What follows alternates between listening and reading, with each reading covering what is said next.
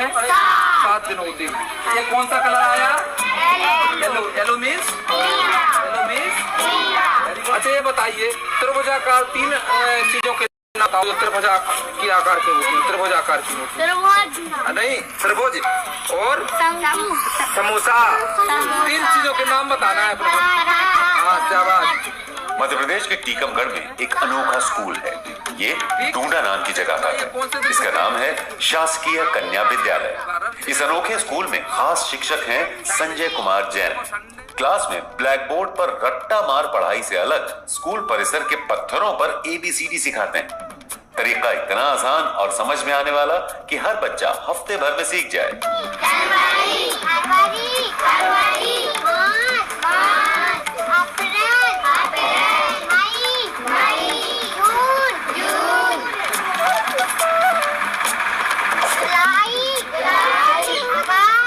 संजय कुमार जैन के लिए पत्थर, फूल, पत्तियां सब बच्चों को सिखाने के साधन हैं। बच्चों को पढ़ाने सिखाने का एक और तरीका देखिए। जबलपुर से कौन सी नदी निकली है? कौन सी? नर्मदा नदी। Very good. एक कौन आया? अगला संभाग इंदौर। अब कौन आया? संजय कुमार जैन पत्थरों के सहारे मानव के सांचे कर रहे हैं।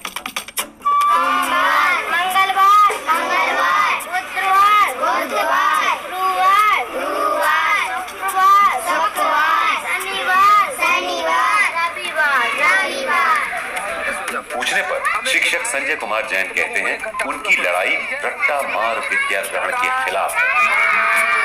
कि बच्चे रट के नहीं सीख करके सीखें, इसके लिए मैंने तरह तरह के नवाचार विद्यालय में अपनाए।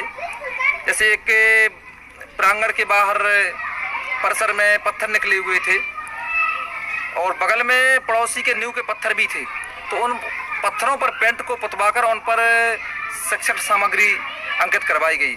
बच्चे जब भी मध्यांतर में बाहर होते हैं तो उन पत्थरों को पढ़कर शिक्षण सामग्री के द्वारा अध्ययन करना सीख जाते हैं। निश्चित ही जो बच्चे करके सीखते हैं वो उनके मन मस्तिष्क पर बहुत ही जल्दी अंकित हो जाता है। सरकारी स्कूलों में शिक्षा के हालात पर आंसू बहाने वाले लोगों को संजय कुमार जैन अपने तरीके से जवाब दे रहे हैं। यहाँ बच्चे सिर्फ पढ़ना लिखना नहीं सीखते, जीना सीखते हैं पर्यावरण की रक्षा के साथ। कितने गंदे लगते हैं, इनको उठा कर डस्टबिन में डालो, कितने अच्छे लगते हैं।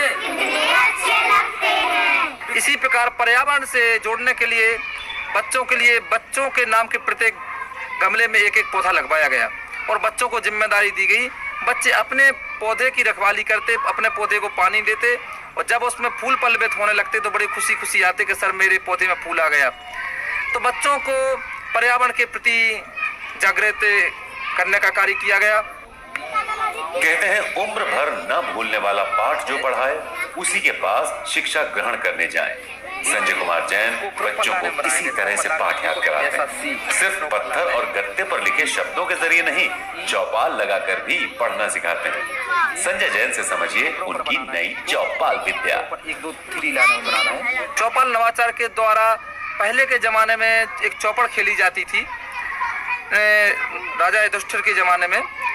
तो उस चौपर के द्वारा ही हम लोगों ने इंग्लिश के अल्फा बेट वर्णमाला काउंटिंग गिनती बच्चों को बहुत ही अच्छे तरीके से सिखाई और निश्चित ही वो उन्होंने करके सीखा, उन्होंने रट के नहीं सीखा। और जब 1-2 साल बाद बच्चों को देखा तो वो रट के सीखने की उनकी प्रवृत्ति पूरी तरह समाप्त हो गई। बुंदेलखंड सुविधाओं के लिहाज से कहाँ है ये बात किसी से छुपी नहीं और इसी बुंदेलखंड का दिल है टीकमगढ़। कभी डाकुओं के लिए बदनाम इलाके में अब शिक्षा की नई रोशनी फैल रही है, वो भी अलग अंदाज में। फल हो टोपी जैसा पेड़ लगाओ ऐसा।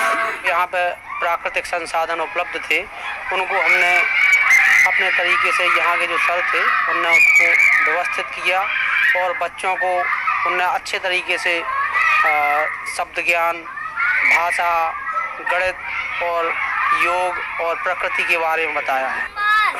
पहले बुजुर्ग बच्चों से कहते थे पढ़ोगे लिखोगे बनोगे नवाब, खेलोगे कूदोगे होगे खराब, लेकिन खेल खेल में ही शिक्षा मिले तो, खेल खेल में ही बच्चे पाठ याद कर ले तो, खेल खेल में ही बच्चे मात्रा और गिनती सीख जाएं तो। तालियां बजाओ। ये क्या लिखा?